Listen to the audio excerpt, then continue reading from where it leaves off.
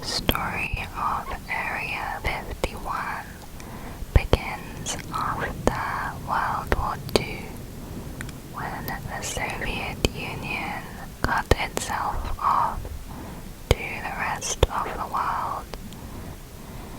It soon became clear that they were planning to expand their influence. America was worried about their technology and their ability to launch a surprise attack. So in the 1950s, the US Navy and Air Force sent low-flying aircrafts on observation missions over the Soviet Union. However, they were always at risk of being shot down. In 1954, US President Eisenhower approved a top-secret project to develop a high-altitude spy aircraft called Project Aquatone.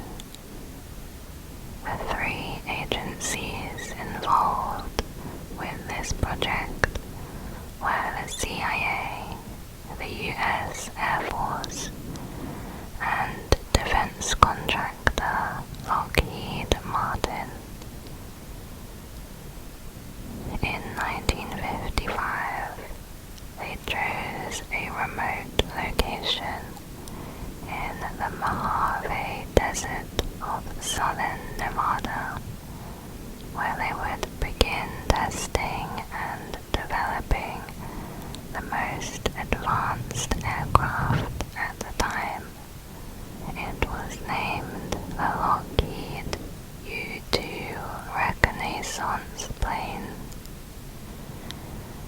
For decades, Area 51, also known as the Nevada Test and Training Range, did not appear on any public map, and the US government did not admit it existed until 2013.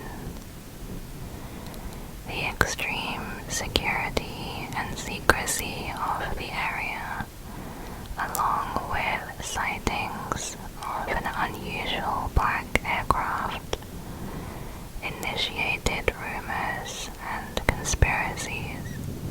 These included weather control, time travel, teleportation technology, and most prominently aliens. It is not known exactly why it's called Area 51. The theory is that it came from being near to the Nevada nuclear test sites, which had previously been divided into numbered areas by the Atomic Energy Commission. The location was already familiar to the military, as it was previously used in World War II as an aerial gunnery range. One of the lead engineers of the U-2 project, Kelly Johnson, gave it the nickname of Paradise Ranch. In 1956, 3 CIA pilots were killed during test flights, 2 at Area 51 and 1 at an Air Force base in Germany. In 1960, the Soviets shot down a U-2 plane that was flying 80,000 feet over the Russian city of Sverdlovsk. They captured the pilot, Francis Gary Powers, and forced the US to admit that it was spying. President Eisenhower then stopped all U-2 flights over the Soviet Union. Meanwhile, new plans were forming to create a smaller, faster, and stealthier aircraft. A number of different aircrafts were tested and developed in Area 51. One of the spy planes was developed to fly at 3 times the speed of sound. We know that Area 51 has also been used for nuclear testing, drone trials, and played a part in developing the atomic bomb.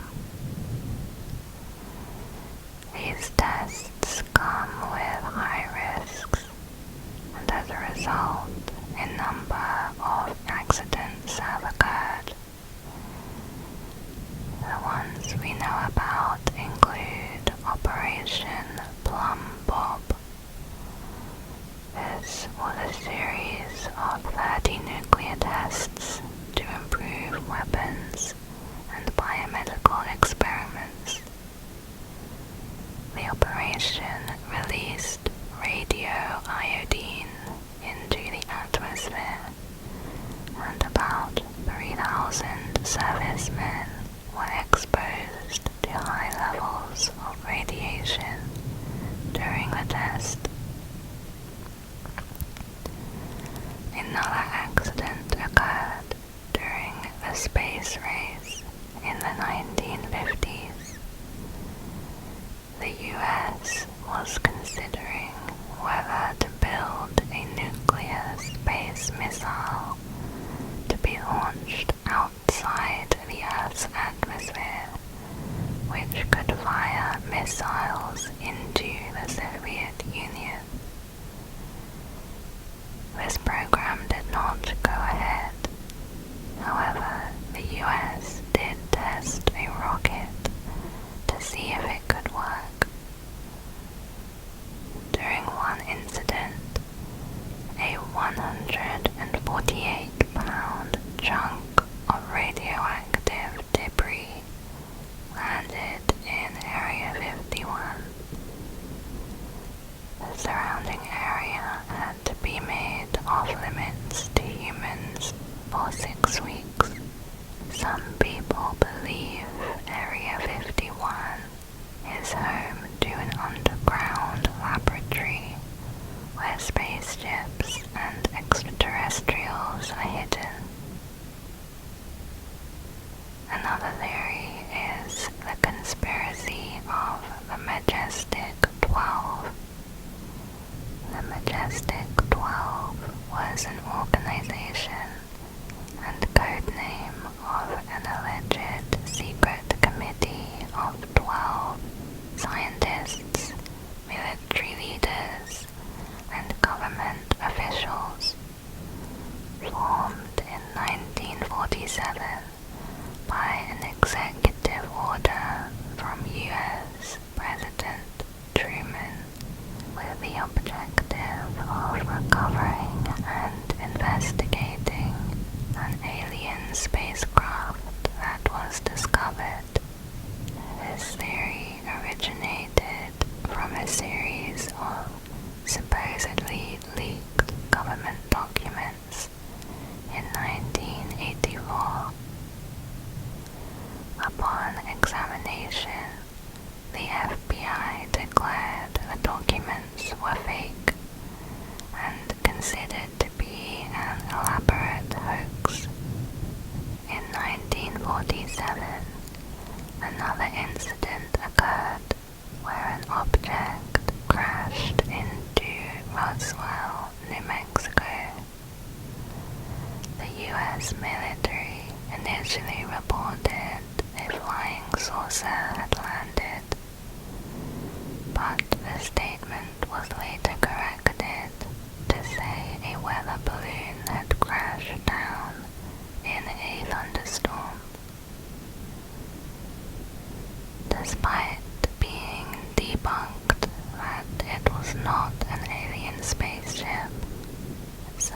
still believe that one did crash near Roswell. However, the truth has been concealed in a government conspiracy. Numerous witnesses came forward reporting alien sightings and stories about spacecraft wreckages brought to the military base near Area 51 as part of a cover-up. Some claimed to have been abducted or operated on by aliens. Other theories said that Area 51 contained captured aliens, and it's a place where they are interrogated or autopsied. However, these claims did not seem to have much credibility until Bob Lazar came forward with his story, which quickly made Area 51 as famous as it is today. In May 1984, Bob Lazar appeared anonymously on TV, interviewed by investigative reporter George Knapp. Bob explained that from 1988 to 1989, he had been employed to work at a facility called S4, about 15 miles to the south of Area 51. He said there were 9 extraterrestrial flying saucers at the S4 facility, and his job was to reverse engineer the alien spacecraft. Bob said that he did not know where or how the government obtained the flying saucers, but that it was impossible that they could have been man-made. He explained the technology of these spacecrafts did not exist. The propulsion system was a gravity propulsion system, and the power source was an antimatter reactor. By sharing this information, even anonymously, Bob had already faced threats of being charged with espionage, and he said his life had been threatened. One reason why he came forward was that he believed it was an injustice against the scientific community, particularly those who were trying to create these systems and technologies without knowing that they are already in existence and in government hands.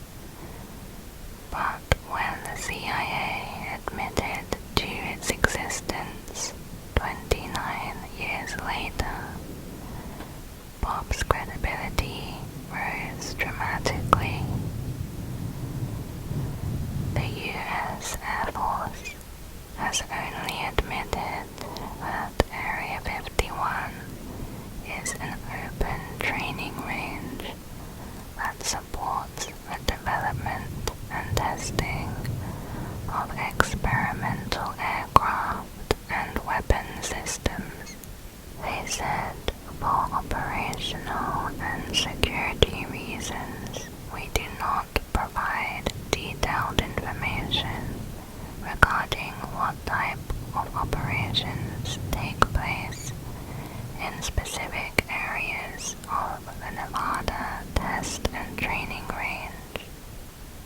David Fruhoff was an Air Force pilot and flew the SR-71 at Area 51. This was an aircraft which set the record for the fastest manned aircraft in 1979, which still remains today at 2,193.2 miles per hour. At that rate, it would take 1 hour and 55 minutes to travel from London to New York. Although he personally did not see the alien spaceships, David Fruhoff said that Bob's account of the facility is accurate, and the S-4 base did exist. Furthermore, David said that after he left Area 51 in 1985, people he knew that still worked there told him they had seen Bob Lazar there.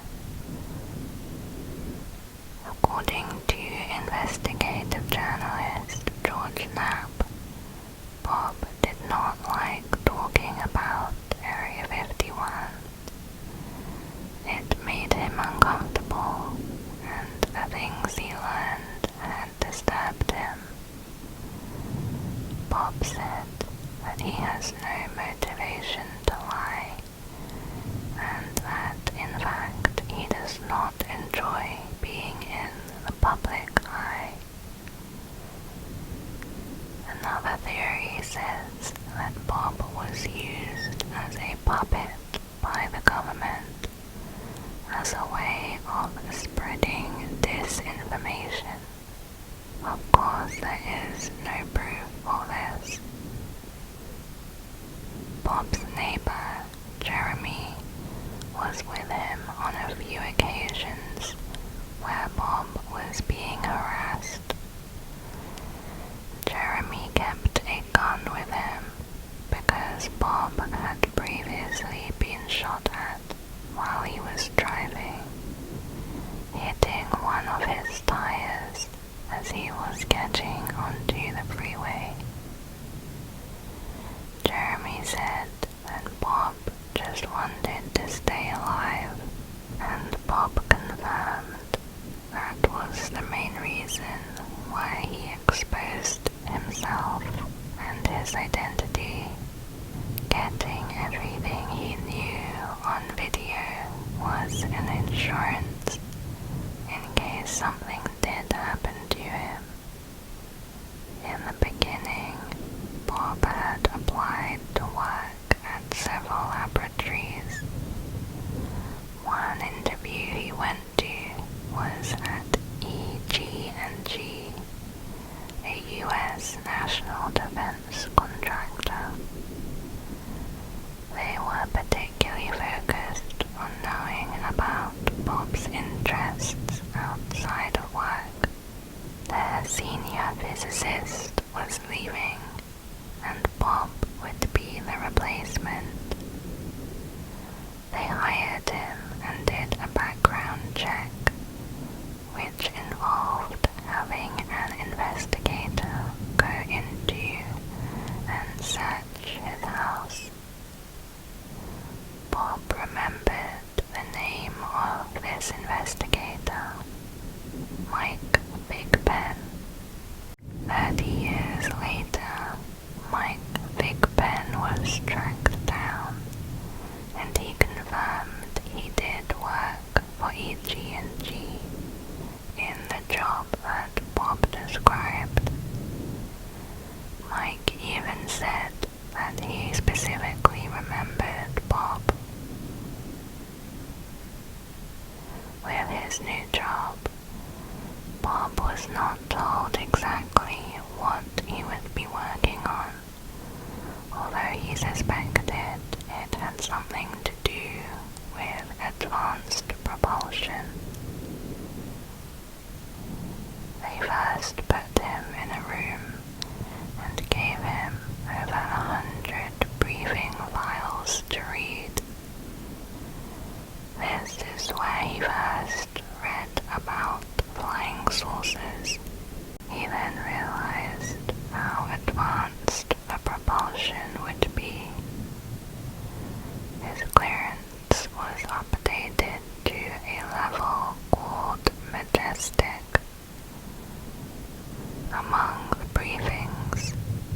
was also shown images of dissected alien bodies and their organs, and he learned about the history of interactions that humans had with aliens, spanning thousands of years.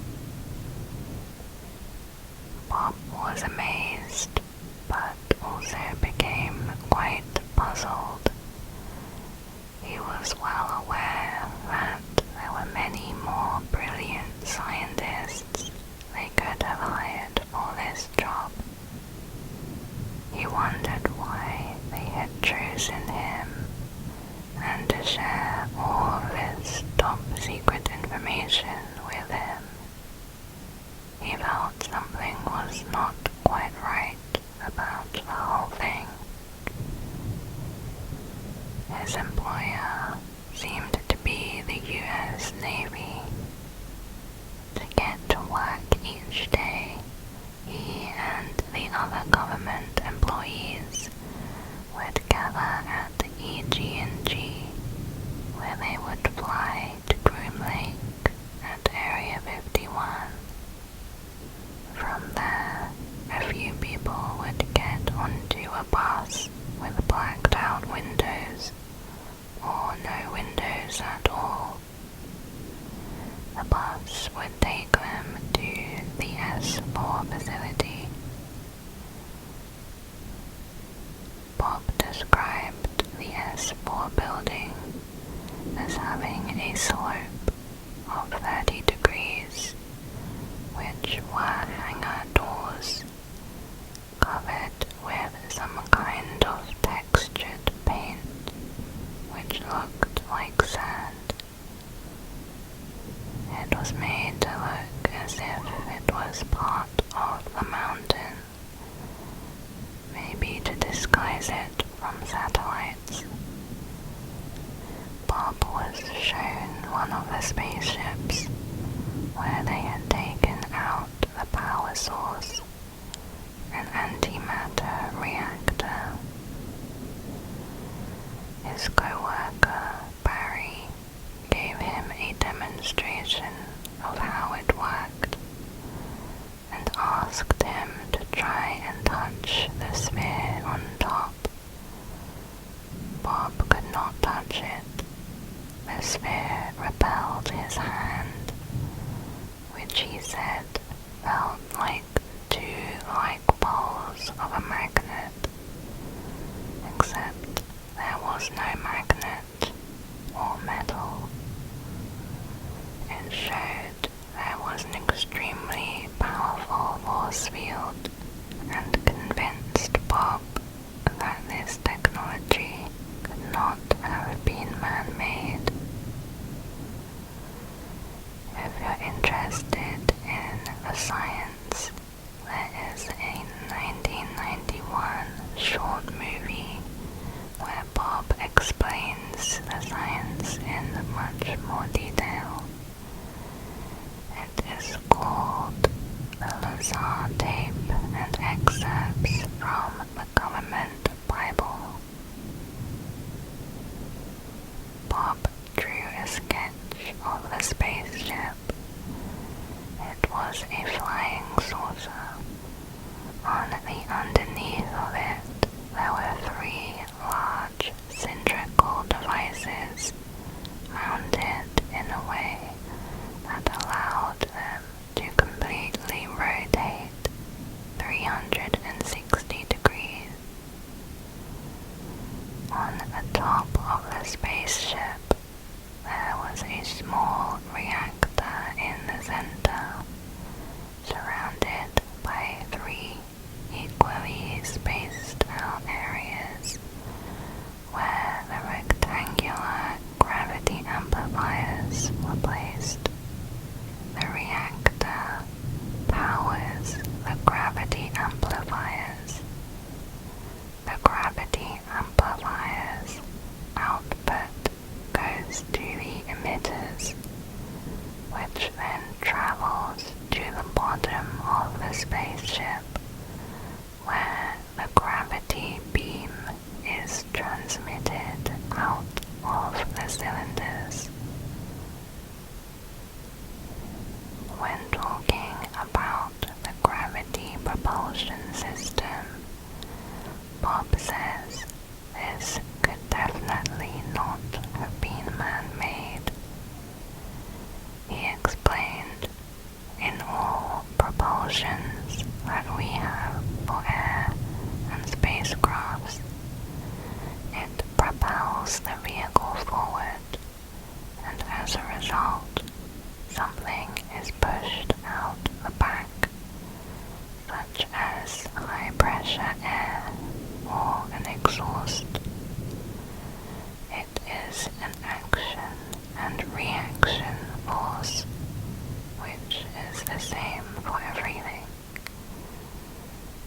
But the gravity propulsion, on the other hand, did not have a reaction. It propelled the spacecraft without any resulting force. It was a field propulsion craft that created a distortion in space and time. Bob gave the analogy that if you put a bowling ball on a bed and then in front of it you push down on the bed, the bowling ball will roll towards your hand. The bowling ball is the spaceship which can bend space, the bed, to allow it to fly. It was like they were using gravity as a wave, similar to the way we use microwaves. The antenna on the top was an extension of the reactor and allowed the emission of the gravity waves, which formed a force field around the spaceship and created the distortions. Bob explained that after the spaceship leaves the atmosphere, it actually flies sideways, or belly first, unlike what is seen in sci-fi movies. The underside faces towards the direction of its destination. When Bob went inside one of the spaceships for the first time, he recalled how small the seats were, as if made for children. He was permitted to enter the main level of the spaceship and the level below, which is where the gravity emitters were. There was another level at the top, which he did not see, but was led to believe it had a navigation system and sensors that observed the surroundings. The S4 facility's main objective was to figure out how it all worked.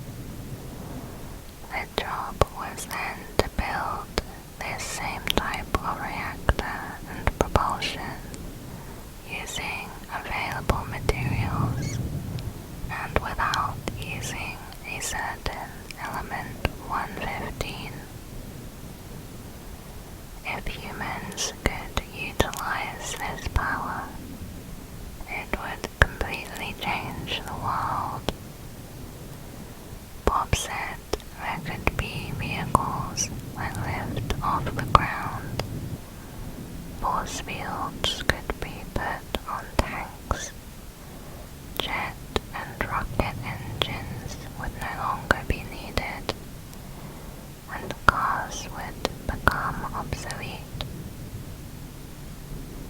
However, they found this task to be impossible. They instead tried using a nuclear reactor fueled with plutonium, but that did not work either. In 1989, described a piece of equipment called a hand scanner.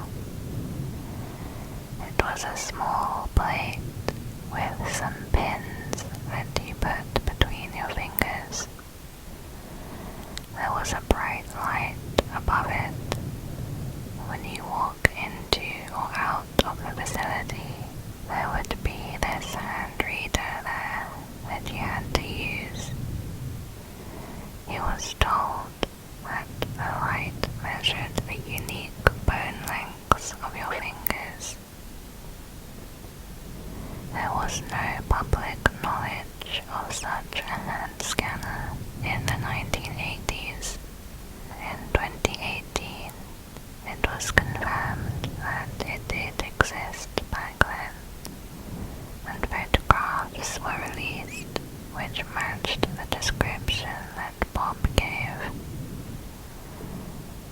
George Knapp continued to interview Bob and to cover his story.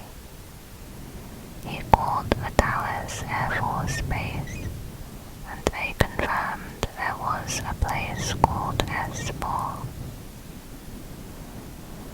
Bob said he had earned degrees in physics and electronics from MIT and Caltech. When investigating his credentials, the schools told George that they did not have any records for Bob. George interviewed people who knew him back then. He found 2 people who confirmed that they had often dropped Bob or picked him up at Caltech. Bob also said he had worked as a physicist at the Los Alamos National Laboratory, where he worked with one of the largest particle beam accelerators. The Los Alamos officials also reported they did not have employment records of anyone with the name Robert Lazar. After more digging, George found a 1982 phone book from Los Alamos Lab. It clearly listed Bob's name among the other scientists. George also discovered a 1982 Los Alamos news article which wrote about Bob and his interest in jet cars, specifically saying he was employed at the lab as a physicist. With this information, George called Los Alamos again. An exasperated official told him that he still did not have any record for Bob. Bob said he had been interviewed at EG&G for the job at S4. They also did not have any records. Bob believed that someone had made his credentials disappear. In 1990, Bob mixed with the wrong crowd and made friends with some prostitutes. He said he would help them to open their own brothel. Later he was arrested and charged with pandering, a felony that very few people were charged with. The probation and parole office had to do a background check and asked Bob for his education and employment history for them to verify. He gave them the same information he had given to George, that he went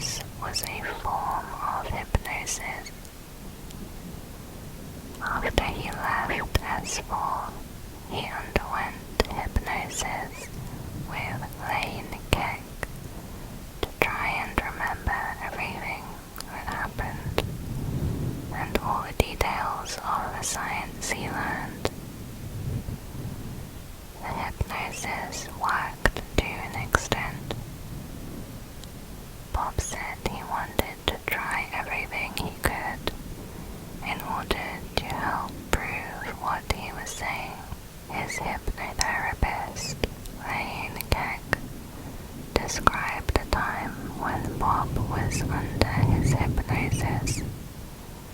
He was drawing a reactor that he had seen. When he woke up, he looked at the drawing and remembered what it was. Lane said hypnosis is the best tool for retrieving lost memories. There was one incident Bob recalled while working in S4, where he had been walking down the corridor and glanced in one of the doors that go into the hangars. He saw two men in white lab coats facing towards the door.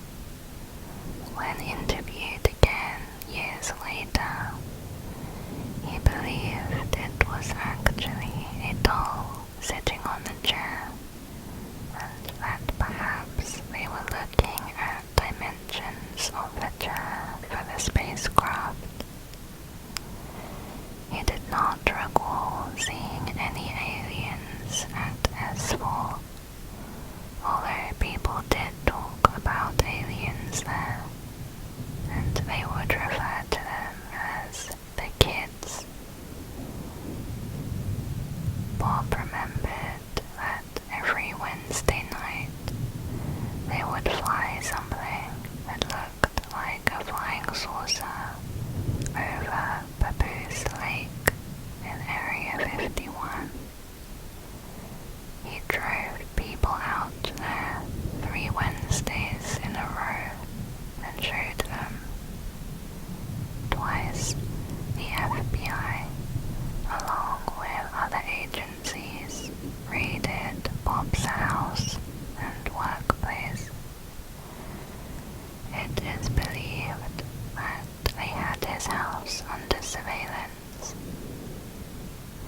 Bob's company, United Nuclear, sells scientific supplies.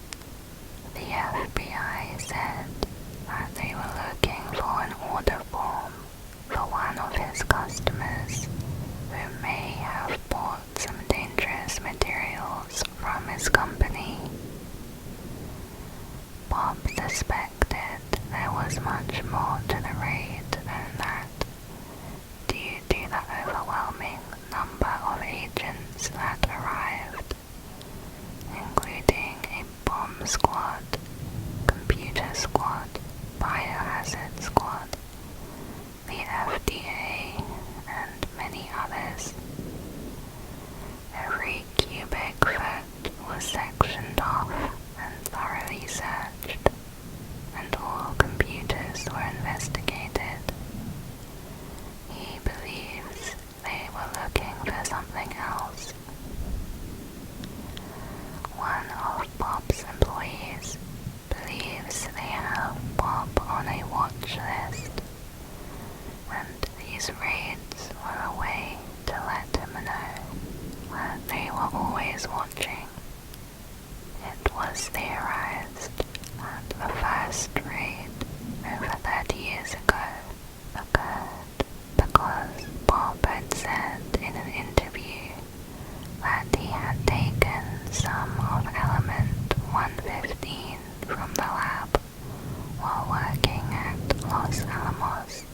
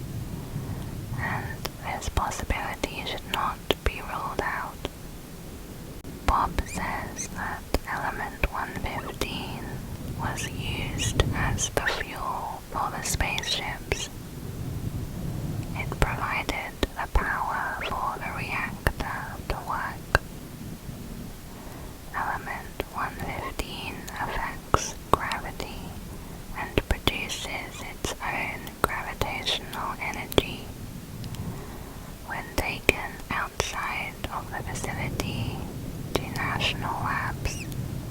It had the code name of LA-1000 and was disguised with the purpose of being an advanced armor material. The fuel was manufactured in a very specific way. First, a cylinder consisting of many stacked discs of the material is cut down into a cone shape. The cone is then sliced at angles to make numerous copper-colored triangle pieces. If they did not do all these steps, it would not work. That is all Bob knew about the manufacturing of the fuel, and he does not know why it was done that way. Polygrapher Terry Taranetti ran a corporate security organization and was a former LA police officer. He was hired by George Knapp to perform polygraph tests on Bob. Terry did 4 tests, and afterwards his conclusion was that there was no attempt to deceive. He felt that Bob did have credibility in what he was saying.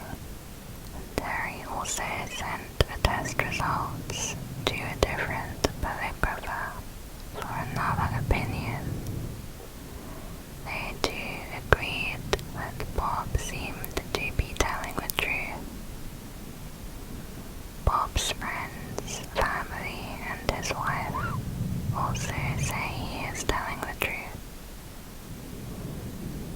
Over the years, George Knapp has investigated many details that Bob provided, and he says that everything turned out to be true. George believes he is credible. His coverage of Bob's story earned George the Individual Achievement by a Journalist Award from the United Press International. In the end, Bob said that the most important point to him about all of this was the suppression of extremely advanced technology and science. The kind of science that would completely transform our world. He says, the fact is, there is another technologically advanced and intelligent civilization in another solar system that has at one point been here on Earth, and the government has some of their objects. That is the